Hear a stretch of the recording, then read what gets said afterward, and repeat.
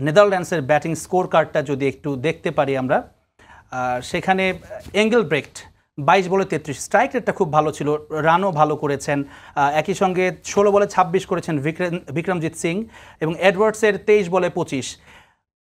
Bowling কার্ডটা যদি একটু দেখি, রিশাদ হোসেন প্রথমে একেবারে এক্সপেন্সিভ ছিলেন, তারপরে তার তৃতীয় ওভারে এসে একেবারে খেলাটাকে মনে হলো যে পুরোপুরি টাইগারদের গ্রিপে সে নিয়ে আসলো।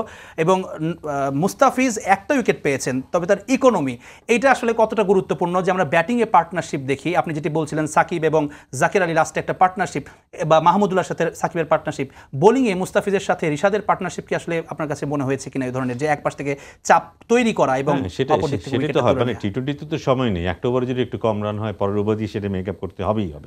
সো মুস্তাফিজ যখন এই ধরনের বোলিং করে, যেখানে আস্কিং রেট 8-9, সেখানে ও যদি 4 রান দেয়, বিপক্ষ ওই দিক থেকে যে বোলিং আসবে তার উপরে অ্যাটাক হবেই। সে যখন যদি চায়, সে যে যথেষ্ট বুদ্ধিমান হয়, ওটাকে ক্যাপিটালাইজ করতে পারে, এবং সেটাই কিন্তু হয়েছে। কিন্তু ও হয়তো উইকেট অনেক পায়নি মুস্তাফিজ, কিন্তু ওর ইকোনমির কারণে ওই দিক থেকে কিন্তু উইকেট পড়েছে কিন্তু। সো ইটস পার্টনারশিপ, দুর্দান্ত পার্টনারশিপ।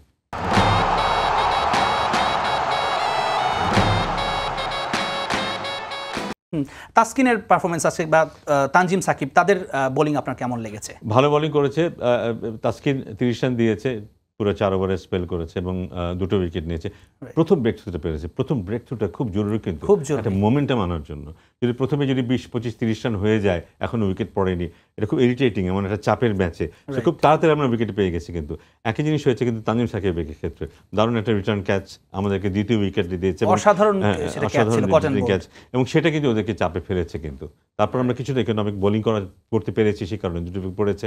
আমরা কিন্তু একটু মিতব্যয় বোলিং করার সুযোগ পেয়েছি, কিন্তু তারপর ওরা আবার একটু চড়া হয়েছিল, কিন্তু তারপরে তো অন্য বলার এসছেই।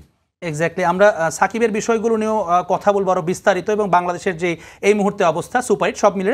তবে তার আগে ছোট্ট একটা বিরতি নেব স্যার।